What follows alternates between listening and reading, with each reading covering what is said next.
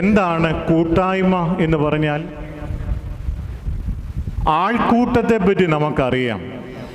ഈ അടുത്തിടയ്ക്ക് കേരളത്തിൽ വായിച്ച വാർത്തകളൊക്കെ നിങ്ങളുടെ മനസ്സിലും എൻ്റെ മനസ്സിലും ഇന്നും നിലനിൽക്കുന്നുണ്ട്. ആൾക്കൂട്ട കൊലപാതകം.